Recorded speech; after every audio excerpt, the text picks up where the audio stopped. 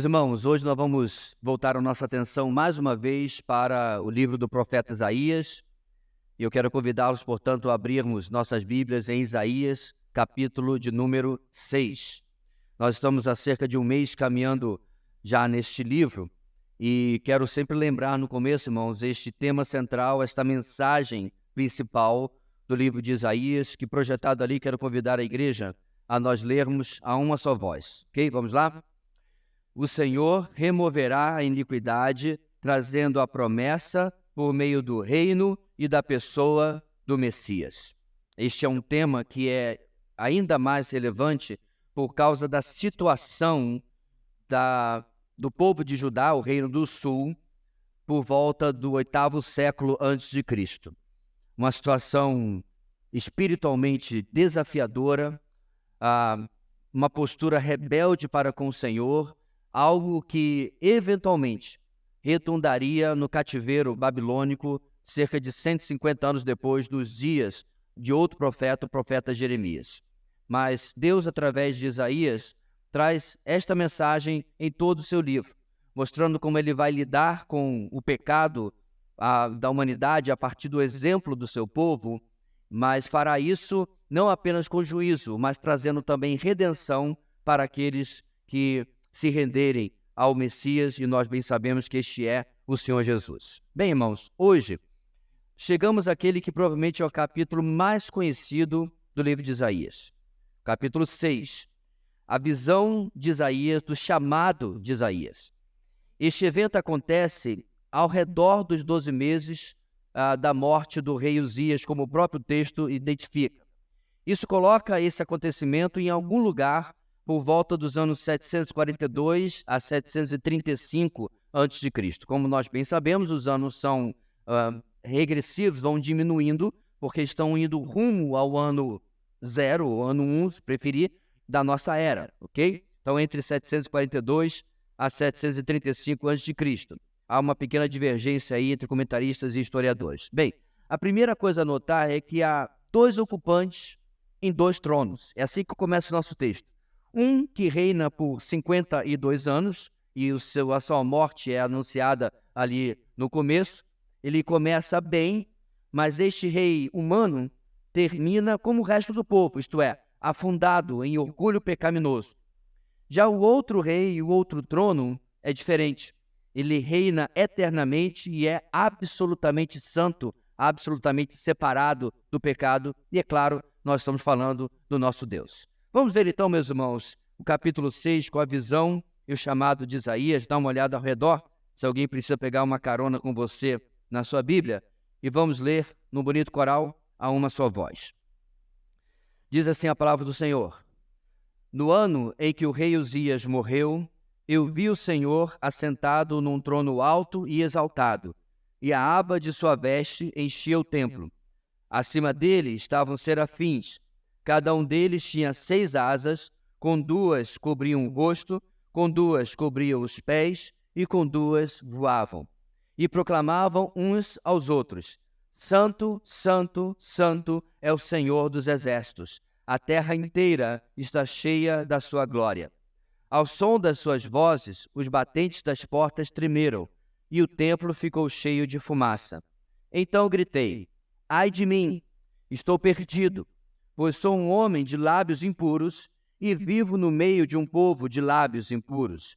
Os meus olhos viram o Rei, o Senhor dos exércitos. Logo, um dos serafins voou até mim, trazendo uma brasa viva que havia tirado do altar com uma tenaz. Com ela tocou a minha boca e disse: Veja, isto tocou os seus lábios, por isso a sua culpa será removida e o seu pecado será perdoado. Então ouvi a voz do Senhor conclamando: Quem enviarei? Quem irá por nós? E eu respondi: Eis-me aqui, envia-me. Ele disse: Vá e diga a este povo: estejam sempre ouvindo, mas nunca entendam. Estejam sempre vendo e jamais percebam. Torne insensível o coração deste povo. Torne surdos os seus ouvidos e feche os seus olhos. Que eles não vejam com os olhos, não ouçam com os ouvidos e não entendam com o coração, para que não se convertam e sejam curados. Então eu perguntei: até quando, Senhor? E ele respondeu: até que as cidades estejam em ruínas e sem habitantes, até que as casas fiquem abandonadas e os campos estejam totalmente devastados, até que o Senhor tenha enviado todos para longe e a terra esteja totalmente desolada. E ainda que 1/10 fique no país, esses também serão destruídos. Mas assim como o terebinto e o carvalho deixam o tronco quando são derrubados, assim a semente santa será o seu tronco. Há muitos que questionam e se perguntam qual é a razão do chamado de Isaías estar no capítulo 6 e não no começo, no capítulo 1. Será que ele vinha fazendo seu ministério sem realmente ser chamado por Deus? Não creio, meus irmãos, que isso seria possível para um profeta, especialmente porque nos 5 capítulos primeiros que nós já vimos, ele afirma categoricamente que está trazendo uma visão que ele, Isaías, filho de Amós, teve a respeito de Judá e Jerusalém. Subentende-se que esta visão que ele teve não veio de sua própria imaginação, mas de algo que o Senhor revelou a ele. Portanto, ele não estava meio que fingindo e depois, agora sim, em diante, seria de fato o profeta. Então, o que é que esse chamado no capítulo está fazendo no capítulo 6? Nós podemos chamar, meus irmãos, de um recomissionamento de Isaías. Depois de descrever o cenário pecaminoso de Judá, mesmo nos dias de um rei que em boa parte era temente a Deus como o rei Uzias, Isaías irá pular a morte de Uzias para o reinado do seu neto, Acais, no próximo capítulo, capítulo 7. Depois, então, de profetizar sobre a rebeldia, capítulo 1 ao 5, ele traz seu chamado porque agora, a partir do capítulo 7, não há mais um rei que tinha uma parte de bondade, mas apenas um tempo difícil para o povo de Deus. E depois, inclusive, mais adiante, virá um pior ainda, Manassés, que é aquele, inclusive, que irá matar o profeta Isaías. E quem será Acais nos dias em que, principalmente, Isaías irá profetizar a sua visão depois do capítulo 6? Acais, nós lemos o seguinte, irmãos, segundo Crônicas, capítulo 28, para você ter uma ideia do que vinha depois da visão do chamado de Isaías. Acais tinha 20 anos de idade quando começou a reinar, e reinou 16 anos em Jerusalém. Ao contrário de Davi, seu predecessor, não fez o que o Senhor aprova. Ele andou nos caminhos dos reis de Israel, o rei do norte, e fez ídolos de metal a fim de adorar os Balaíns. Queimou sacrifício no vale de Ben-Hinom e chegou até a queimar seus filhos em sacrifício, imitando os costumes detestáveis das nações que o Senhor havia expulsado de diante dos israelitas. Também ofereceu sacrifícios e queimou incenso nos altares idólatras, no alto das colinas e debaixo de toda árvore frondosa. Irmãos, o que acontece aqui é que primeiro nos é dado um quadro, tanto da situação de Judá, quanto do tipo de mensagem que o Senhor está enviando através do profeta. Diante disso, aí vem o chamado, o seu impactante recomissionamento. E nele, o Senhor irá preparar o seu servo para ser instrumento de endurecimento de corações do povo de Judá. Ou seja, os capítulos anteriores vêm para nós entendermos do porquê o capítulo 6 termina da forma como termina. Com Isaías recebendo uma missão que seria, digamos assim, uma antimissão aos nossos olhos. Em lugar dele ir para trazer o povo, agora ele deverá pregar de forma que confirme a postura endurecida do povo, como ele vinha mostrando nos capítulos anteriores. O que esse capítulo nos ensinará, meus irmãos? Anote, por favor, no seu boletim a nossa grande ideia que esse texto vai nos ensinar hoje. Deus prepara os seus servos para a mensagem que cumpre os seus propósitos eternos. Deus prepara os seus servos para a mensagem que cumpre os seus propósitos eternos. Em outras palavras, Deus está trazendo, meus irmãos, para Isaías uma perspectiva diferente de ministério, para aquilo que vem, para aquilo que é esperado, daquilo que será feito através da pregação que ele trará para o povo de Deus. Ele vai trazer, meus irmãos, e preparar Isaías para um cenário difícil, de um povo endurecido, de um povo que já vinha rejeitando e se rebelando contra o Senhor constantemente. Como resposta a essa postura, Deus vai agora trazer uma palavra através do seu profeta nos próximos capítulos inteiros, praticamente, onde ele vai dizer: foi essa a sua escolha, esse é o caminho que você tomou, é isso que você optou, então eu vou confirmar aquilo que você está fazendo. Esse cenário, meus irmãos, lembra o que Paulo fala em Romanos, que a humanidade tem endurecido seu coração e rejeitado a verdade. O que Deus faz? Deus os entrega aos seus desejos. Deus os entrega às suas paixões.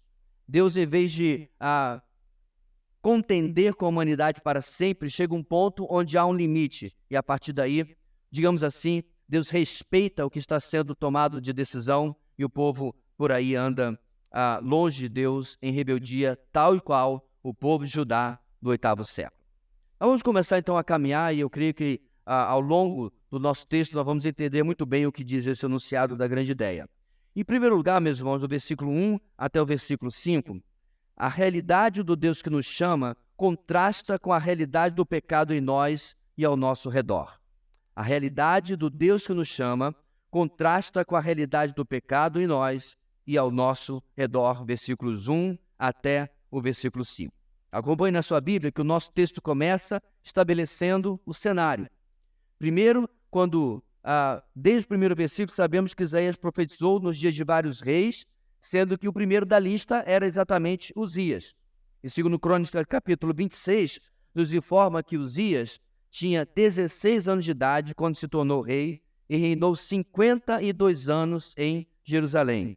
Também nós vemos que ele fez o Senhor à prova, mas não por toda a sua vida. Mais adiante, ele buscou a Deus durante a vida de Zacarias, ou seja, quando este tutor, quando este mentor, quando este discipulador não estava mais lá, o que acontece com este rei? Entretanto, depois que Uzias se tornou poderoso, o seu orgulho provocou a sua queda.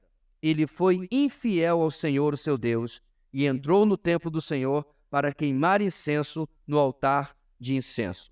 Ou seja, algo que ele, não sendo sacerdote, ele não tinha direito de fazer. Como resultado, ele se tornou leproso e viveu o resto da sua vida em uma casa separada de todos. Neste ano da visão de Isaías, com a morte deste rei Uzias, seu filho Jotão subiria ao trono. Este é o cenário que Isaías já começa a colocar diante de nós.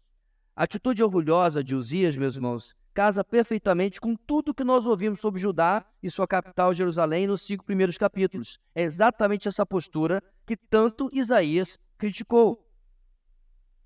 Ainda, meus irmãos, que os anos da morte dele, da vida dele não tenham sido todos maus, os últimos anos foram assim, provavelmente coincidiram com o comportamento dele, que o levou, inclusive, a ser castigado por Deus dessa maneira. Outro detalhe importante do cenário é Isaías dizendo que viu o Senhor. Interessante, né? Como? Deus não é espírito, como o próprio Senhor Jesus fala no Novo Testamento. Mas isso, irmãos, não contradiz o fato dele ser espírito.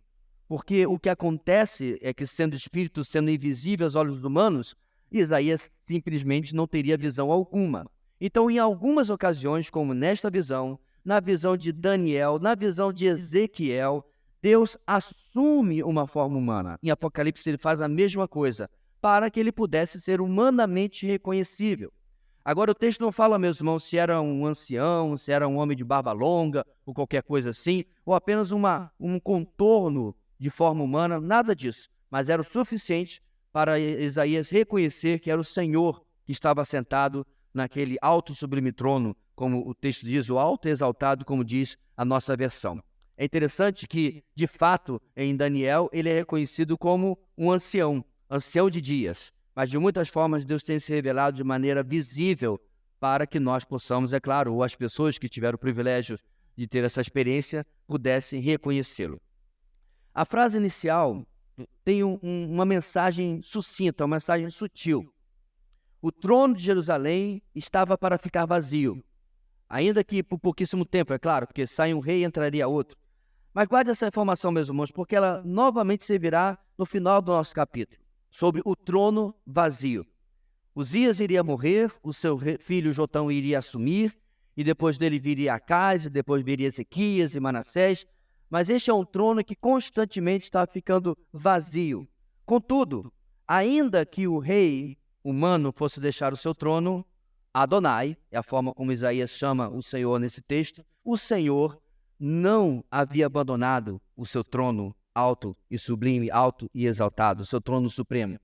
A visão de Isaías começa, irmãos, com o Senhor assentado nesse trono alto e exaltado, isto é, muito superior ao trono que estava no palácio em Jerusalém. A visão comunica, então, de forma sutil, a transcendência de Deus e como Deus está completamente acima de qualquer turbilhão que o governo e poder humano possa passar, mesmo que fosse um governo teocrata. E não deveria passar por nenhum turbilhão, não deveria passar por nenhuma confusão, se seguisse o caminho da obediência. Então isso comunica, portanto, irmãos, a transcendência de Deus. O que é a transcendência de Deus? É a doutrina de que Deus está afastado, separado da sua criação completamente. Ele não é afetado pelo pecado que nos afeta. Isso não depende, ele não depende dela para existir, ele não depende dela para fazer absolutamente nada. Ele está alto e exaltado e completamente separado de nós. Ainda no verso 1, Isaías nos informa que a aba, isto é, a borda da veste do Senhor, enchia o templo. Então, a nossa primeira visão na cabeça, é claro, é pensar no templo em Jerusalém. Não é isso? Então, será que é isso que Isaías está vivendo? Porque, irmãos, Isaías não é identificado como sacerdote em lugar algum, pelo menos não de forma explícita. Porém, a sua presença, apenas onde sacerdotes e levitas podiam estar, não é repreendida, porque outros podiam ir ao templo para funções que não fossem sacerdotais, apenas para levar o seu sacrifício, apenas para se apresentar ou algo assim. Mas afirmar, meus irmãos, que esse templo é de fato o templo de madeira e ouro e etc. em Jerusalém, não é necessário. Esta é uma visão. É muito provável que fosse igual ao templo, mas Isaías estivesse muito bem na sua própria casa ou em outro lugar, adorando o Senhor quando ele teve essa visão deste templo onde o Senhor estava. E o Senhor descreve, no verso 2, como sendo cercado por serafins. E é claro, eu tenho certeza que você estava curioso para saber sobre os serafins, não é verdade? Bem, este é um único lugar nas Escrituras que nós encontramos algo sobre o serafim.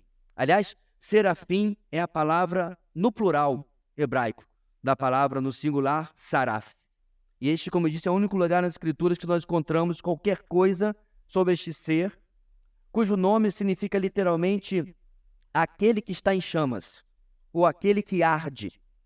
E no folclore religioso judaico, meus irmãos, eles entendem o que é propagado, é que esses são seres que adoram o Senhor, e porque eles estão em chamas, porque eles estão se queimando, eles se consomem até desaparecer e são novamente recriados. Para quê? Para continuar adorando o Senhor. Agora, isso aí é o folclore religioso judaico. Porque tudo aquilo que você queima, ele acaba, não é verdade? A não ser a sarça ardente no deserto, eu sei que você está lembrando disso, mas pela lógica, tudo que você coloca fogo vai ser consumido e eventualmente vai acabar. Essa é a ideia por trás desses seres, é claro, sempre identificados apenas como anjos, e que se consumiam para adorar ao Senhor dia e noite. Geralmente, meus irmãos, o saraf, como eu disse, é identificado como um tipo de anjo, apesar que ele nunca é chamado dessa maneira, mas podemos deduzir que sim, porque só existem esses seres que habitam na presença do nosso Deus. Porém, o que distingue os sarafs, os serafins no plural, dos outros anjos? O texto diz que eles tinham 3 pares de asas. Com um par, cobriam seu rosto, demonstrando o quanto a glória de Deus é demais para ser contemplada sem que se proteja da glória, da luz e tudo mais, do poder que ela emana. Com outro par de asas, diz o texto, que cobriam seus pés. O significado aqui, meus irmãos, é demonstração de modéstia e humildade diante da grandiosidade de Deus. A ideia de tirar a sandália dos pés, como por exemplo Moisés diante da sarça ardente, a ideia de você guarda o teu pé quando entrares na casa de Deus, é sempre a ideia de reverência, e é isso que eles estão passando aqui. E com o terceiro par, simplesmente eles voavam. E o que os saraf, ou os sarafim, diziam? Essa frase que é tão conhecida: Santo, Santo, santo é o Senhor dos exércitos, a terra inteira está cheia da sua glória. E eles falavam isso uns para os outros. Irmãos, esta é a primeira mensagem que Isaías ouve. Sua visão começa, ele contempla o Senhor, e a primeira frase, primeira comunicação, primeira mensagem que ele ouve é exatamente essa. O Senhor ainda não falou nada. Mas apenas esta visão de Deus, acompanhada da proclamação dos serafins, já será suficiente para sacudir as estruturas do lugar e do próprio Isaías. Esta é a parte, irmãos, do nosso primeiro ponto sobre a realidade de Deus. Sobre entendermos, quer seja como Isaías, se assim possível for contemplando, ou simplesmente pelo conhecimento, e isso que está mais ao nosso alcance da palavra de Deus, quem é este nosso Deus. A realidade do Senhor sacode as estruturas do lugar e sacode as estruturas do próprio profeta. No nosso texto, temos inclusive ensino que estavam tanto fora do alcance do profeta de até entender naqueles dias. Como, por exemplo, o ensino da Trindade. Há duas indicações no nosso texto a respeito da Trindade. Primeiro, a tripla repetição de santo. Santo, santo, santo. Isso sozinho não se sustenta, mas nós veremos depois, mais adiante no nosso texto, uma segunda indicação de que é isso que o texto está falando aqui. Porque essa tripla declaração da santidade de Deus, irmãos, aponta para a complexidade do nosso Deus. Da mesma forma como nós temos em Gênesis. O Senhor Deus é identificado no plural. Quando você lê o primeiro versículo da Bíblia, você costumeiramente lê, no princípio, Deus criou os céus e a terra, correto?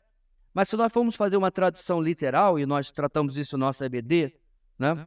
Quando tratamos sobre o tema sobre Trindade, se você for fazer uma tradução literal, o primeiro versículo da Bíblia fica assim: no princípio, Deus criou os céus e a terra. Bem, será que Moisés não sabia concordância verbal? Moisés, ou é Deus criou ou deuses criaram. Não, ele fez de propósito. Ele coloca a forma como ele identifica o Senhor no plural e o verbo no singular, mesmo, irmãos, na limitação de conhecimento que Moisés tinha na progressão da revelação da Bíblia, certo? Por quê? Porque ele estava se referindo a esse Deus triuno, que nós conhecemos muito bem, se manifesta como o Pai, o Filho e o Espírito Santo. A mesma coisa está acontecendo aqui na visão de Isaías, através da proclamação dos serafins. E essa proclamação também contém a forma como nosso Deus já foi identificado 9 vezes nos capítulos anteriores e será outras 50 no resto do livro. Ele é Yahweh dos exércitos, o Senhor dos exércitos. Nós falamos nas vezes anteriores, irmãos, que Isaías identifica dessa maneira, e neste caso aqui parte dos próprios serafins, mostrando o seu poder. Logo, o povo será levado, logo 150 anos mais à frente, será levado pela nação mais poderosa da terra. Mas Deus está deixando claro, eles só vão fazer isso porque eu estou permitindo. Eu sou o Senhor dos exércitos. Qualquer povo, qualquer nação que venha contra o meu povo, é porque eu permiti, e não porque eles são mais poderosos do que vocês. Finalmente, nessa frase dos serafins, a parte que com certeza impactou e, na verdade, irmãos, devia esmagar a cada um que ouve isso, especialmente naquele cenário que Isaías viu. A terra inteira está cheia da sua glória. Isso é uma coisa, meus irmãos, difícil, até da nossa geração que tem barateado o louvor, de certa forma, entendermos. Porque quando nós olhamos para a palavra de Deus, irmãos, todos os homens que contemplaram a glória de Deus terminaram aonde? Pulando na presença do Senhor? Dançando na presença do Senhor? Não, no chão. Esmagados, humilhados, sem poder olhar para cima, sem poder contemplar. Então, quando Isaías ouve que a terra inteira está cheia da glória de Deus, ele entende, isso não é apenas Judá, nem muito menos apenas o templo onde eu estou. A Kabod é a palavra para glória de Deus, está presente em todo quanto é lugar. Aí você deve estar lembrando do nome daquela criança no Antigo Testamento, né? Icabod. Significa o quê? A glória se foi, não glória. Porque o povo de Deus havia perdido a arca da aliança, porque agiu de maneira tola contra os seus inimigos. Aqui, Deus está deixando bem claro, eu não preciso nem da arca, eu sou o motivo da própria glória. Isaías está contemplando isso, está sendo confrontado com essa realidade. Toda a terra está cheia. Os serafins estão dizendo que podemos ver a totalidade da glória de Deus, na totalidade daquilo que Ele criou para os homens. Afinal, os céus declaram a glória de Deus. O firmamento proclama a obra de suas mãos, como Davi nos fala no Salmo 19. Então, meus irmãos, a gente está na época do CGI, né? Do fantástico, da coisa que impressiona, não é isso? Você tem um filme agora, que eu não vou nem falar qual é, mas que o pessoal está reclamando porque o CGI não saiu a contento. O pessoal está exigente, quer as coisas. Contempla um pôr do sol. E nós somos privilegiados, irmãos. Nós temos poucas montanhas no nosso horizonte. Eu me lembro que quando eu me dirigia para a nossa igreja anterior, 20 e tantos anos atrás, naquela direção era o pôr do sol. E era coisa assim de maravilhosa, aqueles tons de laranja, aquela coisa incrível. É isso que o salmista está dizendo. Não é porque não tinha CGI, que não tinha 4K, 8K, 12K, nem sei quanto K tá já a televisão, pouco importa. Ele se vislumbrava com o que Deus fazia. A fauna, a flora, nós, nossa própria biologia. Quem estuda medicina, quem estuda biologia, quem estuda ciência, se você não fica impactado com as coisas que Deus faz, é porque você está intoxicado pela glória artificial que esse mundo produz na modernidade. Isaías não tinha esse problema. E ele fica impactado por aquilo que vê e aquilo que ouve. Para ilustrar ainda mais, irmãos, a grandiosidade do que Isaías viu, olha o que o verso 4 diz. Ele descreve que a voz dos serafins sacudiu os batentes ou os umbrais das portas. Esses umbrais, irmãos, não são como nós temos hoje. A ideia aqui eram colunas que seguravam o lugar e ali estavam fixadas as portas. E todo lugar, real ou apenas na visão de Isaías, pouco importa, se encheu de fumaça. E igualzinho aconteceu quando o templo de Jerusalém foi consagrado por Salomão lá em 1 Reis capítulo 8. Eles consagraram, Salomão fez aquela oração e os sacerdotes não puderam mais voltar para dentro do templo porque todo ele se encheu de fumaça, Deus demonstrando ali o seu agrado daquilo que eles haviam feito para a glória do Senhor. Bem, até aqui, meus irmãos, no verso 4, Isaías tem uma visão de Deus. Ele está olhando para frente, uma visão frontal daquilo que Deus está se revelando para ele. Agora, ele terá uma visão diferente, uma visão interna ou voltada para si. Ele terá uma visão de si mesmo. No verso 5, diante do que ele vê, o que Isaías diz? Ai de mim, estou perdido, pois sou um homem de lábios impuros. Diante da visão da santidade, diante da visão da onipresença, da glória de Deus, Isaías agora tem a possibilidade de ter os seus olhos abertos e ver a si mesmo melhor do que via antes. É algo, meus irmãos, a se ter como certo que o profeta de Deus, de forma alguma, achava que ele não tinha pecado na sua vida antes. Claro que não.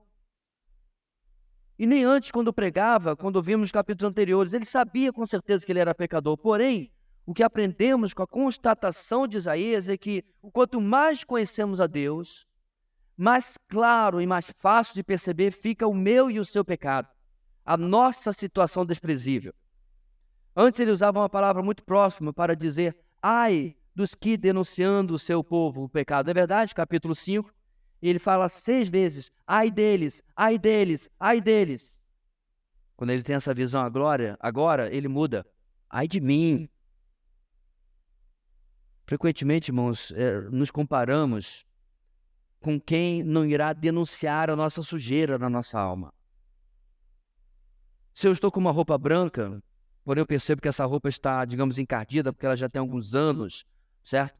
Nem o Vênus deu certo, ela não está mais branquinha como eu comprei, não está tão branca como custava ser, o que eu faço? Basta eu evitar ficar ao lado de pessoas com roupas novas e totalmente brancas e claras. Se eu ficar ao lado de alguém com tons escuros, ninguém irá perceber o quão encardida a minha roupa está. Esse truque, meus irmãos, infelizmente, nós usamos com as pessoas. É difícil andar ao lado de alguém que a sua postura correta, santa, piedosa, consagrada ao Senhor, denuncia o quanto eu não sou. Talvez outros não percebam, mas eu percebo. No caso de Isaías, ele não tinha como fugir, porque o próprio Deus se revela a ele e mostra: sua roupa não está tão branquinha assim, não. Você fez certo em levar a minha palavra e dizer, ai deles. Mas olha para dentro de si agora e veja o quanto você também precisa de mudança. Não seria algo surpreendente supormos que a convivência com um povo degradado espiritualmente, como vimos nos capítulos anteriores, irmãos, talvez tenha cauterizado até certo ponto a percepção de Isaías quanto à sua própria situação espiritual. Quando estive nos Estados Unidos, o futebol, o nosso futebol, né? Não deles, que não dá nem para entender porque é foot, mas carrega com a mão, ok? Tudo bem? O nosso futebol estava começando a ser bastante divulgado, ou já estava bastante divulgado há algum tempo. E aí souberam que o brasileiro estava lá, bora jogar. E aí eu ganhei um carinhoso apelido de Pelé. Pense. Eu preferia Zico, claro. Mas, né, tá bom. Por quê, meus irmãos? Porque para um monte de americanos que são muito bons de basquete, de beisebol e de futebol americano, eu era um craque. Então eu voltei dos Estados Unidos achando que eu jogava muito. Fiz muito gol. Driblei muito. Sim, cheguei no Brasil, lá no seminário, fui jogar de novo. Aí eu percebi que era uma ilusão. Eu não jogava tão bem assim. Por quê? Porque agora o padrão de comparação mudou. Eu não estava mais do lado de gente que não sabia jogar. Eu estava ao lado de gente que jogava desde criança. E muitos, a maioria, muito melhor do que eu poderia jogar. Portanto, diante do Senhor, de plena e absoluta santidade, ai de mim, estou perdido, pois sou um homem de lábios impuros. É só o que nos resta, como restava a Isaías também. Agora, Isaías também teve, meus irmãos, uma terceira visão. Teve uma visão para frente, para dentro, mas uma visão ao redor, uma visão do povo. Vivo no meio de um povo de lábios impuros. Essa parte podemos ver claramente nos capítulos 1, 2, 3 e 5 em especial. E nós vamos poder novamente ver a partir do capítulo próximo, 7 em diante. Mas a declaração de Isaías, meus irmãos, primeiro sobre si e agora sobre o povo, aponta como ele se inclui no que está acontecendo em Judá. É o mesmo termo. O que ele usa para si, ele usa para o povo. Mesmo que ele não cometesse os mesmos pecados. Porque sim, o povo fazia tudo aquilo que ele havia denunciado. Mas, irmãos, pecado é pecado. Em nada eu ajudo a minha causa pela santidade se eu começar a achar, Senhor, me abençoa, santifica a minha vida, mas pelo menos eu não sou como fulano. Isaías não tem essa postura. Ao perceber quem ele é, meus irmãos, ele já não tem nem necessidade ou precisão de dizer, o povo é ruim, eu sou quase ruim. Não, todos nós somos impuros. Isaías não podia alegar completa inocência e ser nem completamente justo. Pelo menos, meus irmãos, não diante da visão que ele teve agora de Deus. O rei Uzias estava, ou logo morreria, e como todos os reis antes e depois dele, eles deixariam um trono vazio. Mas, para Isaías, o que importava, diz o final do texto, é que os meus olhos viram o rei, o Senhor dos exércitos. É isso que havia impactado a vida dele. Eu e você, meus irmãos, dificilmente teremos a mesma experiência de Isaías. Quase impossível. Mas contemplamos a face do Senhor diariamente em sua palavra. O Espírito Santo está diariamente agindo na nossa vida. Tais privilégios, eu tenho absoluta certeza que Isaías gostaria de ter para si. Eu creio até que, de certa forma, ele trocaria essa única experiência que ele teve pelo privilégio que nós temos de ter toda a revelação de Deus ao nosso dispor. E o conselho do Espírito Santo, diuturnamente, falando na nossa vida. E aí acontece algo tremendo. Isaías precisa sair dessa constatação da sua limitação. Ele precisa sair dessa dificuldade que ele está. Mas por que, irmãos, a escolha para fazer isso de lábios? Para falar da impureza que ele tinha. Lábios ou boca tem, biblicamente, uma repetida relação com o coração, não é verdade? Nosso ser interior, nosso verdadeiro eu. Para você lembrar, olha o que Jesus fala em Mateus capítulo 12. do jeitinho que as pessoas acham que Jesus nunca falou. Raça de víboras. Como podem vocês que são maus dizer coisas boas? Pois a boca fala do que está cheio o coração. 3 capítulos depois, Mateus 15, Jesus completa o entendimento sobre isso. Não percebem que o que entra pela boca e vai para o estômago é mais tarde expelido? Mas as coisas que saem da boca vêm do coração, e são essas que tornam o homem impuro. Pois do coração saem os maus pensamentos, os homicídios, os adultérios, as imoralidades sexuais, os roubos, os falsos testemunhos e as calúnias. Essas coisas tornam o homem impuro, mas o comer sem lavar as mãos não torna impuro. Essa era a treta que Jesus tinha com os fariseus. Reclamavam de coisas superficiais, mas não cuidavam do que realmente importava. Diante disso, meus irmãos, como nós vimos, a realidade do Deus que nos chama contrasta com a realidade do pecado em nós e ao nosso redor. E esse pecado precisa ser lidado. Deus deseja fazer alguma coisa para que o seu servo não fique apenas, digamos, em uma posição de depressão. Aqui, eu sou ruim, eu sou impuro, o que há de mim? Deus tem o resultado, Deus tem a providência, Deus tem a solução para que, contemplando o Senhor constantemente em nossas vidas, tenhamos a percepção do mal do pecado em nós, mas tenhamos também a percepção de que isso tem solução, que isso tem jeito, que o Senhor pode agir na nossa vida. Uma das maiores características, meus irmãos, então, de como Deus faz isso através da sua graça, é que Ele não nos deixa sozinhos. Ele não dá as costas à nossa necessidade. Isso é algo, meus irmãos, que já começou lá desde o Jardim do Éden. Nós já falamos várias vezes como que, no momento em que o pecado entra na nossa história, Deus podia simplesmente dizer: esse é seu problema, você fez a cama, você deita nela. E dar as costas e nos deixar por todos os milênios da existência da humanidade, até o sol parar de brilhar debaixo do pecado. Mas Deus não faz isso. Diante do pecado do homem, do nosso pecado, em lugar de dar as costas, o nosso Deus promete a redenção pelo descendente da mulher, o qual, é claro, nós sabemos, é o seu próprio Filho, o Senhor Jesus. Isso é algo, meus irmãos, que o nosso Deus faz para que sejamos levados a o buscar em sinceridade, em humildade e arrependimento. E qual a resposta que Deus dá, então? Perdão, redenção e graça, como nós vemos na continuação do nosso texto. Em segundo lugar, versículos 6 e 7, a realidade do pecado o pecado do Deus que nos chama confronta a realidade do pecado em nós. A realidade do Deus que nos chama confronta a realidade do pecado em nós. No versículo 6 entra novamente em cena os serafins. E aqueles que ardem em chamas constantemente, o que eles fazem? Eles pegam uma brasa viva do altar com uma tenaz. Isso foi algo que me chamou a atenção, meus irmãos, porque a tenaz é como se fosse um longo tipo de alicate que é usado principalmente por ferreiros e serralheiros para manusear coisas que estão quentes, né? Pode ser tanto uma brasa quanto um ferro ardendo. Isso foi um tanto curioso, porque eles já são seres que estão em chamas, segundo se pensa na ideia, no pensamento judaico, né? Então eles não precisariam de alguma ferramenta para apagar essa brasa. Mas assim acontece. E esse altar que está aqui mencionado, meus irmãos, provavelmente é o altar do holocausto, onde as ofertas eram feitas. Mas pode ser também o altar do incenso. Ambos pegavam fogo para fazer o seu propósito. Bem, o que se segue certamente não foi sentido da mesma maneira como se fosse algo meramente físico. Porque o que acontece, meus irmãos, é que se fisicamente a brasa tivesse tocado os lábios de Isaías, a dor seria terrível, seria excruciante. Porém, não houve dor.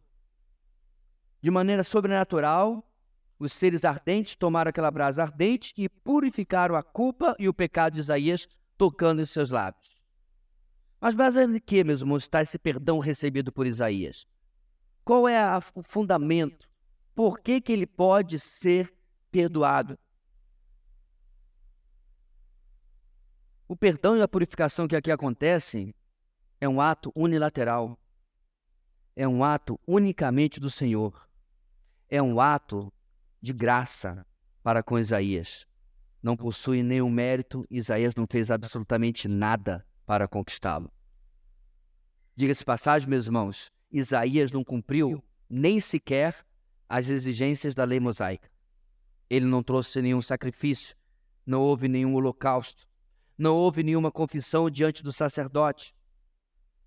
E nem mesmo, meus irmãos, Isaías prometeu se consagrar mais, ou ser mais comprometido com o seu chamado profético. Isaías não fez absolutamente nada. Isaías aqui, meus irmãos, poderia cantar um dos velhos hinos que eu mais gosto, escrito no século XVIII. O hino que você conhece em português como Rocha Eterna, escrito por Augustus Montague Toplady. Na terceira estrofe, ele traz a seguinte letra: nada em minhas mãos eu trago, simplesmente a tua cruz me agarro. Nu, venho a ti para ser vestido. Desamparado, olho para ti em busca de graça. Imundo, eu vou para a fonte. Lava-me, Salvador, ou eu morro. Não se escreve letras como se escrevia antigamente. Mas isso, meus irmãos, é o que Isaías está experimentando. Ele não fez nada. Ele não cumpriu sequer as obediências e as exigências da lei. Ele apenas reconheceu-se e a graça de Deus produziu a cura espiritual que ele necessitava.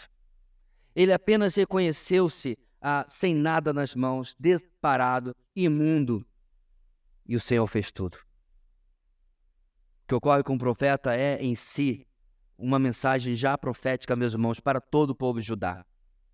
Diante do raio-x espiritual de Judá, que não estava bonito, nesse raio-x se mostrava podridão e ruína espiritual. Diante disso, todo o povo precisava que uma brasa ardente fosse colocada nos seus lábios. Todo o povo precisava de purificação dos seus corações. Aliás, meus irmãos, é sobre exatamente esse povo que depois o Senhor vai dizer o seguinte, lá no capítulo 29 de Isaías. Esse povo se aproxima de mim com a boca e me honra com os lábios, mas o seu coração está longe de mim. A adoração que me prestam é feita só de regras ensinadas por homens. Agora, quer ver que coisa curiosa? 700 e tantos anos depois, Jesus usará as mesmíssimas palavras, inclusive mencionando que foram de Isaías. Isso está em Mateus capítulo 15. Hipócritas, bem profetizou Isaías acerca de vocês, dizendo: este povo me honra com os lábios, mas seu coração está longe de mim. Em vão me adoram. Seus ensinamentos não passam de regras ensinadas por homens. Pense, meus irmãos, em um povo que demora a aprender uma lição. E nós? O que seria, meus irmãos, para nós ouvir as mesmas palavras que o povo ouviu de Isaías, mandadas pelo Senhor, e que depois o mesmo povo, 7, 8 séculos depois, ouviu da boca do Senhor Jesus? O Jesus de amor, que o mundo tanto gosta. O menino Jesus, raça de víboras, mencionei agora há pouco, e no nosso texto, hipócritas. Essa é a postura, meus irmãos, quando o Senhor percebe exatamente o que a gente vem falando sobre o povo de Judá. Um coração empedernido, um coração de pedra, um coração que não se dobra. E essas situações, meus irmãos, que a gente vê no livro de Isaías são alertas, são outdoors de neon, com holofote. Que mais que eu preciso para chamar a sua atenção? Veja o que acontece quando a gente resiste ao pecado. Em Atos capítulo 8, se eu não me engano, Estevão está diante do Sinédrio. Quem é o Sinédrio, irmãos? O grupo que havia arquitetado e praticamente executado a morte do Senhor Jesus, certo? E diante mesmo daqueles ali, que ele não tem medo algum, como Pedro e João não tiveram medo também anteriormente, ele fala do endurecimento do coração deles. Povo de dura cerviz, que traduz da NVI, povo teimoso, povo... É outro termo que usa lá, que agora me foge a cabeça, mas teimoso, certo? Obstinado, muito obrigado. Povo obstinado. Para nós que somos pais, meus irmãos, essa é a pior característica que a gente pode verificar em um filho. Obstinação. É você ensinar o certo e ele insistir no erro. A gente chama popularmente, né, de teimosia, mas tem um termo certo, técnico. Porque a teimosia parece apenas uma coisa de tolice, né, de menininho e tal, não. Mas a obstinação, meus irmãos, é algo que mostra o coração da criança, o nosso, do povo. E é por isso que Jesus trata dessa maneira, por isso que na época o Senhor trata através de Isaías também dessa maneira. Bem, mas voltando, meus irmãos, para o perdão que o Senhor estende a Isaías, por que tal perdão e purificação foi possível em nosso texto para Isaías? E não foi para o povo, o resto do povo dos seus dias, ou a maioria do resto do povo dos seus dias. E nem para a maioria do povo dos dias de Jesus. Por quê? O que faltou? Sabe que Deus, meus irmãos, está se cansando de ser misericordioso, gracioso, perdoador? Porque se é assim, ai de mim. Será que é essa a questão? Deus mudou? Graças a Ele, a palavra nos diz que o nosso Deus não muda e não há sombra de variação. Então não é isso. Porque qualquer cristão, meus irmãos, atento ao nosso texto, tem condições de responder essa minha pergunta. O que aconteceu? E a resposta está em quebrantamento, contrição, arrependimento. Em Atos capítulo 2, meus irmãos, na ocasião da descida do Espírito Santo e a fundação da igreja, Pedro prega ousadamente, não é isso? Aquele sermão maravilhoso. Qual é a última frase de Pedro? Que todo Israel fique certo disto. Este Jesus a quem vocês crucificaram, Deus o fez Senhor e Messias, Senhor e Cristo. Espera aí, não teve assim uma coisa assim, dá uma chance para Jesus. Lucas, vem cá, toca uma música em tom menor. Não teve esses apelos melosos para ver se o pessoal se convertia? Não, teve voadora no peito, vestindo ainda chuteiras. Esse Jesus a quem vocês crucificaram. Com certeza, irmãos, teve naquele povo um pessoal que disse assim, eu? Não, acabei de chegar aqui, meu amigo. Eu vim por causa de Pentecostes, eu não estava nem aqui. Ele incluiu todo mundo na responsabilidade. Sabe por quê, meus irmãos? Porque quem crucificou a Jesus fui eu. Foram os judeus do primeiro século. Eles foram os agentes humanos presentes na história. Mas quem bateu aqueles cravos fui eu. Foi o meu pecado. Bem, todo o sermão de Pedro, meus irmãos, continha o que está no verbo principal do nosso segundo ponto, confrontação. E diante de tal confrontação, a interação entre multidão e Pedro acontece e fecha-se da seguinte forma. Diante de que Pedro prega e termina, o que o povo fala? Quando ouviram isso, ficaram aflitos em seu coração e perguntaram a Pedro e aos outros apóstolos, irmãos, que faremos? E Pedro respondeu, arrependam-se e cada um de vocês seja batizado em nome de Jesus Cristo para perdão dos seus pecados e receberão o dom do Espírito Santo. Irmãos, exatamente o que vemos na atitude de Isaías. Da mesma forma, não temos como nos lembrar, ou deixar de lembrar, desculpe, do publicano. Lembra dele? Orando ao lado do fariseu arrogante, o publicano, cobrador de impostos, e lá estava o fariseu. E a respeito deste homem, Jesus diz o seguinte, o publicano ficou à distância, provavelmente não estava nem sequer um ao lado do outro, ele estava lá atrás, se sentindo indigno. Ai de mim, sou impuro. E Jesus diz que ele nem ousava olhar para o céu, mas batendo no peito dizia, Deus, ser propício a mim, pecador. Ou em outra tradução, Deus, tem misericórdia de mim, que sou pecador. Como eu disse, meus irmãos, é isso que nós vemos em Isaías, é isso que nós vemos em Davi, quando foi confrontado por Natã, mas não vemos na maior parte do povo dos dias de Isaías, na maior parte do povo dos dias de Jesus, infelizmente, na maior parte do povo dos nossos dias, mas oxalá possamos não encontrar isso no povo de Deus.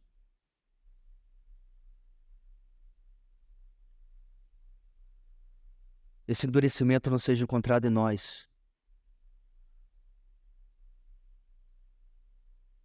Tem vezes, meus irmãos, que eu estou fazendo meu devocional E sim, pode acontecer do devocional falar de uma área que, pela graça de Deus, está tudo bem, está tudo em dia, está zerado, mas eu me preocupo. E às vezes, meus irmãos, diante de um texto que eu já li tantas e tantas vezes, e o do devocional que está apontando, eu ainda dou mais uma cavucada. Tem alguma coisa aqui. Eu me posiciono, pelo menos eu prefiro fazer assim, eu me posiciono com aquela pessoa que chega diante do balcão dizendo, calcula minha dívida aí, alguém diz, não, tá devendo nada, não, pode procurar, porque se tu procurar direitinho, deve estar promissório em algum lugar. Eu sei, está consumado, já foi tudo pago, mas eu estou me referindo, meus irmãos, às minhas atitudes, meus pensamentos, às minhas ideias. Porque eu sei, meus irmãos, que eu não consigo ficar um só dia sem pecar. Dia. Otimista eu, né? Uma manhã, uma tarde, uma noite. Mas a nossa existência, depois de Gênesis 3, é tão miserável que eu já acordei no meio da noite porque eu estava pecando no sonho. Às vezes era coisa boba, mas já teve vezes que era uma coisa tão ruim, tão suja, tão irreconhecível que eu falei, de onde saem tais coisas? Jesus já disse. Da onde, irmãos? Pois é. E aí esse é o cachorro que eu tenho que matar todo dia. Lembra da história? Há 2 cachorros dentro de nós e um você alimenta, outro não? Pois é. Esse é o cachorro da carne, da carniça, chambari, que você ser sufocado em nossas vidas todo santo dia. Como, irmãos? Quebrantamento, arrependimento, como Isaías mostra no nosso texto. Em suma, irmãos, a confrontação recebida por Isaías fica clara na sua necessidade de perdão. Tal realidade está presente em nossas vidas. O Senhor nos confronta o tempo todo por meio do seu Espírito, por meio da sua palavra. A questão é, eu sou como Isaías, eu sou como Davi, eu sou como o publicano, ou eu sou como o povo de Judá, eu sou como os fariseus? Bem, ao chegarmos então, irmãos, à nossa última sessão do nosso texto, precisamos antes fazer um questionamento. Para o que nós somos perdoados? Um dos problemas centrais na mente de muitos cristãos é achar que perdão, transformação e mudanças que o Evangelho possa trazer em nossas vidas são para eles mesmos, para que eles tenham uma melhor vida, para que eles tenham uma vida maravilhosa. Se você dá uma olhada na palavra de Deus, irmãos, por exemplo, Saulo de Tarso, o Senhor Jesus o encontra no caminho para Damasco com a missão de prender os cristãos, não é isso que ele estava indo fazer em Damasco? Carta branca. O Senhor não o salva para que depois Saul seja um melhor fariseu.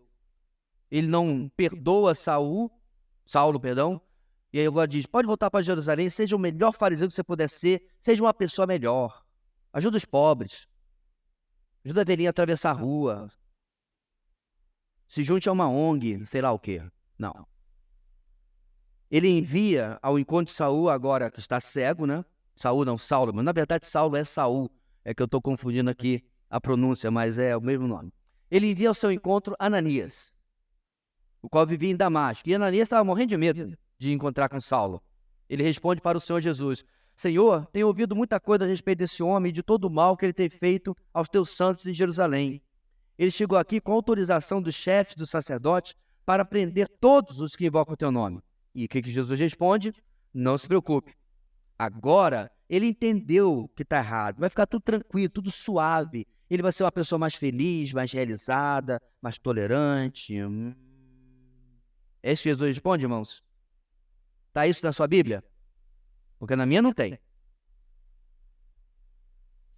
A resposta de Jesus foi a seguinte, esse homem é meu instrumento escolhido para levar o meu nome perante os gentios e seus reis e perante o povo de Israel. Mostrarei a ele o quanto deve sofrer pelo meu nome. A nossa última tese, meus irmãos, não é que Deus está ali perdoando para que você sofra, mas que Deus nos perdoa, nos transforma, nos regenera, muda a nossa vida para sermos usados. Se você não vai passar pelas coisas que Saulo, depois Paulo passou, amém. Mas se você acha que está sendo perdoado por Deus para ter uma vida maravilhosa lá da sua esposa e filhos e 3 cachorros e 4 papagaios, você não entendeu o Evangelho. Aos Filipenses, Paulo fala 2 vezes que a nós foi dado o privilégio de sofrer por Ele e não apenas de crer nele. Terceiro e último lugar, irmãos. A realidade do Deus que nos chama, nos comissiona para pregar o juízo e a esperança prometida. Versos 8 a 13. A realidade do Deus que nos chama, nos comissiona para pregar o juízo e a esperança prometida. Apenas agora, irmãos, no verso 8, é que Deus fala. Os serafins e Isaías tiveram suas falas, agora é a vez do Senhor. E a sua fala é uma das mais famosas e utilizadas quando se tem um culto de missões, não é verdade? Quem enviarei e quem irá por nós? O problema, irmãos, é que isso não é o significado principal do texto a respeito apenas de missões, até porque o Senhor não está chamando Isaías para pregar às nações incrédulas, ele está chamando Isaías para pregar ao seu próprio povo. Inclusive ele diz mais adiante, vá e diga a este povo, que é um chamado para confrontar o povo de Deus. E é exatamente em meio a esse chamado que temos a segunda indicação, lembra que eu mencionei? Da pessoa trina do nosso Deus. Primeiro falamos que os serafins proclamavam santo, santo, santo. E agora, irmãos, na pergunta que o Senhor traz para Isaías, ele diz, quem irá de ir por nós? No plural, algo que certamente não se referia ao Senhor e aos serafins. Porque, meus irmãos, em lugar nenhum na Bíblia, os anjos são apontados como seres que enviam os servos de Deus. Não há em nenhum lugar esse tipo de pensamento. O que nós temos aqui, meus irmãos, é aquilo que nós falamos de Gênesis capítulo 1.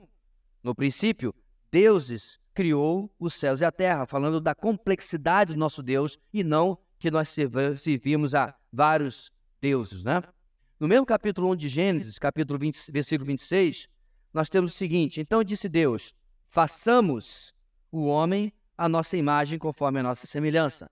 Mais uma indicação no Velho Testamento, no Antigo Testamento, da pessoa trina, da pluralidade do Deus uno, que está aqui novamente destacada. Algo que fica, inclusive, irmãos, cada vez mais evidente à medida que nós caminhamos nas Escrituras. Bem, e diante dessa pergunta no plural do Senhor, ainda no verso 8, Isaías se pronuncia e se oferece. Eis-me aqui, envia-me. A resposta de Isaías, meus irmãos, é o resultado daquilo que foi realizado em sua vida. Isto é, quando o Senhor opera com a sua graça, o seu perdão em nossas vidas, a nossa resposta deve ser, sim, Senhor, eis-me aqui.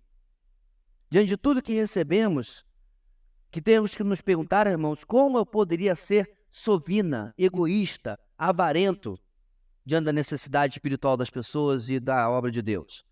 A nossa única atitude é termos um enorme anseio de compartilhar toda essa riqueza que recebemos das mãos do Redentor e principalmente compartilhar sobre o próprio Redentor.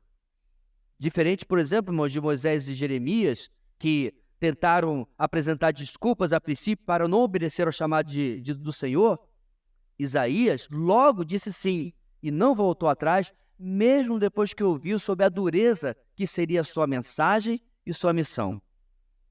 Um comentarista chamado Gary V. Smith comenta o seguinte sobre a atitude de Isaías, eu achei interessante trazer para a nossa apreciação. A partir deste exemplo de Isaías, pode-se propor o princípio teológico de que a clareza e a realidade da visão de uma pessoa sobre a santidade e a glória do majestoso Rei dos Reis está diretamente relacionada ao quê? A clareza do senso de chamado de uma pessoa e sua disposição de submeter humildemente e servir a Deus em qualquer forma que ele desejar. Deixa eu colocar de outra maneira, mais pequena é ótima, né? Menor que Jesus falou. A quem mais foi mais perdoado, mais ama. Quem mais recebeu perdão, ama mais. E como é que nós amamos o Senhor? Pastor, a gente fica na igreja de braço erguido assim, cantando. Nenhum problema erguer o braço, irmãos. Nenhum problema cantar. Mas não é isso. Servir é obedecer, é proclamar. É atender o nosso chamado, irmãos. E é geralmente aqui nessa altura do nosso texto que os sermões de missões param. O resto não soa bem com o objetivo desses sermões. A razão disso é que a partir do verso 9, irmãos, Isaías recebe a explicação de como será o conteúdo da sua mensagem. E seria um conteúdo difícil e desafiador. E é nisso que está, meus irmãos, o bonito dessa lição. Qual lição? Devemos pregar apenas o que o Senhor nos ordena. Quer seja algo agradável aos ouvintes, quer não seja. Quer seja algo confortável para nós, quer não seja. Pastor, mas tá joia, tranquilo com isso daí. Será? Será que você não se importa como você é visto pelos seus colegas de trabalho? Mais ainda, será que você realmente não se importa como você será visto pelos seus colegas de escola e de universidade? Faz um teste. Porque, irmãos, quando a gente está batendo papo no dia a dia, falando de futebol, falando da série preferida e tudo mais, está tudo ótimo. Cruza a linha invisível e inclui o evangelho da sua conversa. Depois você vai me contar como é que aconteceu o resto. Aí você vem me contar se tudo permaneceu da mesma maneira. Porque talvez está na sua cabeça que como você é bem quisto, né? Como você é querido pelos seus colegas. Você é uma pessoa simpática. Pastor, inclusive eu ganhei o concurso lá no escritório, a pessoa mais simpática do escritório. Que ótimo. Cruza a linha. Não no horário de trabalho, não enquanto você deveria trabalhar. Chama o seu amigo. Eu quero almoçar com você hoje. Bora almoçar, bora. A razão por que eu queria almoçar com você hoje é porque quero lhe falar de Jesus. Aí você vai ver, meus irmãos, o semblante mudando. Aí você vai ver a coisa azedando. Por quê? Porque nem sempre a mensagem é confortável para nós, nem sempre a mensagem é agradável para os outros. E o que exatamente, meus irmãos, Isaías deveria pregar? A mensagem de Isaías, meus irmãos, é principalmente de endurecimento aos réprobos, ou seja, aqueles que o Senhor já havia excluído das suas promessas, uma vez que eles mesmos já haviam dado as costas ao Senhor ao longo dos séculos do povo de Deus. Eles ouvem, mas não entendem, veem, mas não percebem. No verso 10, em uma forma poética chamada quiasmo, o Senhor ainda fala que eles vão ter a insensibilidade, a surdez e a cegueira de coração, ouvidos e olhos, e eles não veriam, escutariam, entenderiam com os olhos, ouvidos e coração. Ainda fez poema para mostrar a eles o endurecimento do seu coração. O resultado da missão de Isaías, meus irmãos, é que os que recusaram a mensagem oferecida não mais se converteriam e não seriam curados. Aquela geração e a próxima, se continuasse da mesma maneira, estava condenada. Uma ótima ferramenta para nos entendermos isso é nós lembrarmos que Jesus usa exatamente esse texto no final para explicar a parábola dos solos, ou a parábola do semeador. Lembra? Ele conta a parábola toda e aí os discípulos se aproximam dele e perguntam: por que fala esse povo em parábolas? Não é mais fácil ser uma coisa mais clara? E Jesus respondeu: a vocês foi dado conhecimento dos mistérios do reino dos céus, mas a eles não. A quem tem será dado e terá em grande quantidade. De quem não tem, até o que tem lhe será tirado. Por essa razão eu lhes falo por parábolas, porque vendo, ele cita Isaías, eles não veem, e ouvindo, não ouvem, nem entendem. Qual é a situação aqui, meus irmãos? O povo dos dias de Jesus era muito semelhante ao povo dos dias de Isaías. É claro que no meio daquele povo havia um remanescente, no meio daquele povo havia aqueles que iriam se voltar para o Messias. Mas eles eram uma meia dúzia de gato pingado. Quantas testemunhas tiveram da ressurreição de Jesus? Está em 1 Coríntios capítulo 15. Quantos eram? 500. Cadê o resto? Cadê o pessoal que comeu o pão e o peixe? Milhares e milhares e milhares que comeram em 2 multiplicações. Cadê esse povo? Quando a coisa começou a ficar do jeito que realmente era, meus irmãos, séria, os falsos seguidores descurtiram o post de Jesus. Bloquearam, para falar em linguagem moderna. Mas mais sério que isso, gritaram: crucificam. É a eles que Jesus está se referindo aqui. O endurecimento de Israel foi bênção para o mundo inteiro, por incrível que pareça, porque o evangelho se espalhou de maneira mais rápida. Mas foi algo muito difícil e com certeza não foi fácil para o próprio Deus. Em resumo, meus irmãos, Judá, o povo de Deus, já havia se tornado esse povo endurecido, surdo, cauterizado, insensível às verdades de Deus. E a eles que Isaías é chamado para pregar. 800 anos depois, João Batista, o próprio Jesus, os apóstolos, de novo. O objetivo, irmãos, nunca foi alcançar a nação toda, porque já era esta nação reprovada pelas suas atitudes durante séculos. O objetivo era resgatar o remanescente, o restante, que ainda permanecia fiel. E ele existia. Lembra daqueles que receberam Jesus bebezinho? Fiéis, esperando o Messias. Uma minoria dentre um povo completamente hipócrita e religioso. Então, diante dos detalhes da sua missão, irmãos, Isaías deseja saber, no verso 11, até quando ele ia levar essa mensagem. E o interessante, meus irmãos, é que ele estava pronto já para levar a mensagem. Ele só queria confirmar o que o Senhor desejava mais dele, mas estava disposto. E a resposta do Senhor, versos 11 e 12, com o prazo dessa mensagem, aponta para a vastidão da destruição que seria causada pelos babilônios quando invadiriam Jerusalém 150 anos depois. Ou seja, Isaías não sabia, mas ele iria pregar essa mensagem, irmãos, de endurecimento, de condenação, o resto da sua vida. Porque, na verdade, a queda de Jerusalém só aconteceu 60 e 70 anos depois da morte de Isaías, nos dias do profeta Jeremias. E a descrição que Deus oferece não era novidade. O que Deus fala, meus irmãos, que vai acontecer, do versículos 11 e 12, não deveria causar surpresa alguma nem para Isaías, nem para o povo que vem ouvindo o que Deus vai fazer. Sabe por que eu estou dizendo isso? Porque lá em Deuteronômio, capítulo 28, nos dias de Moisés, mais de 1000 anos antes, Deus já havia avisado, nem tinham entrado na terra prometida ainda. Por exemplo, Deuteronômio 28, 20. O Senhor enviará sobre vocês maldições, confusão e repreensão em tudo que fizerem, até que vocês sejam destruídos e sofram repentina ruína pelo mal que praticaram ao se esquecerem dele. O Senhor os encherá de doenças até bani-los da terra em que vocês estão entrando para dela tomar posse.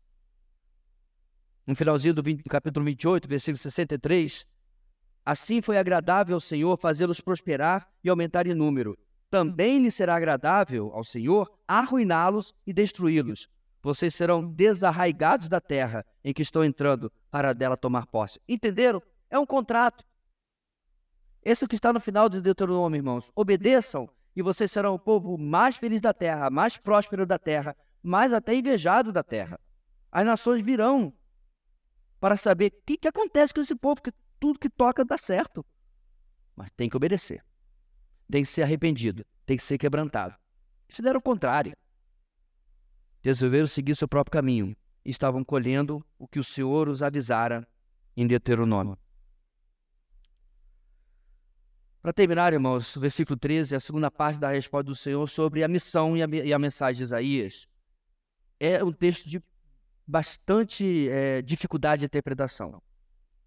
E eu lutei bastante sobre qual caminho que eu seguiria, ouvindo os argumentos de gente que com certeza já tem mais estrada e mais capacidade do que eu. E é uma decisão hermenêutica. E eu entendi, meus irmãos, que a melhor coisa é voltar bem lá nas fontes, nas tradições judaicas e nas traduções que são mais antigas. E eu quero que você olhe o versículo 13 e preste atenção de uma maneira diferente de traduzir esse versículo 13 para nós encerrarmos. Olha para a sua Bíblia, versículo 13. Porque lá está escrito o seguinte, vou lê-lo novamente. E ainda que 1/10 fique no país, esses também serão destruídos. Essa é a primeira parte, correto? Eu quero propor, irmãos, que a melhor forma de entender esse versículo é o seguinte. Irá até o 10º, e eles irão retornar e serão consumidos. Então deixa eu explicar essa primeira parte, depois a gente vai à segunda. O que temos aqui, meus irmãos, é uma contagem de tempo dada a Isaías. Ele não perguntou até quando, certo? É uma contagem de tempo, não apenas de quando ele pregaria, mas quando se cumpriria aquilo que ele está pregando. Ele está tendo a visão no ano da morte do rei Uzias, nós sabemos disso. Depois de Uzias, meus irmãos, vieram os reis. Conte comigo. Jotão, Acais, Ezequias, Manassés, Amon, Josias, Jeoacás, Joaquim, Joaquim e Zedequias. 10 reis. E então veio o cativeiro babilônico. Depois desses 10 reis, veio o cativeiro e o povo de Deus nunca mais teve um rei sob o trono de Jerusalém. A linhagem real, obviamente, continuou. A gente, inclusive, viu isso na exposição de Ageu, certo? Zorobabel é da linhagem de Davi e vem dele a descendência de Jesus. Mas nenhum outro descendente de Davi jamais subiu ao trono depois desse último 10º rei. É isso que o texto está dizendo. Deus está dizendo que ele vai contar 10. E a partir do 10 viria a destruição e o cativeiro, como eu acabei de ler para vocês. E irá até o 10º. Eles irão retornou do cativeiro, é claro, e serão consumidos. Por que consumidos, meus irmãos? É aí que é a parte interessante da gente chamar também. O texto significa sobre consumido como ser devorado. Não vai sobrar nada. E isso fala, meus irmãos, do estado em que se encontrará o povo depois desses 10 reis, depois do retorno do cativeiro. Estarão consumidos, sem vida, como uma floresta totalmente destruída pelo fogo. Com pequeno destaque de homens como Esdras, Neemias, o próprio Zorobabel e o sacerdote Josué, o que se segue, meus irmãos, na história de Israel é uma sequidão. São os 400 anos que a gente conhece de intervalo entre o Antigo e o Novo Testamento, em que não há palavra profética, não há pregador, não há nada, até que João Batista surge pregando no deserto. Por quê? Porque João Batista vem trazer o próximo rei, o verdadeiro rei, o descendente de Davi, que assim era esperado. Essa nota triste, meus irmãos, portanto, no final do versículo 13, tem um final esperançoso. A tradução do versículo 13, que diz o seguinte, originalmente na sua Bíblia: mas assim como o terebinto e o carvalho deixam um tronco quando são derrubados, assim a santa semente será o seu tronco.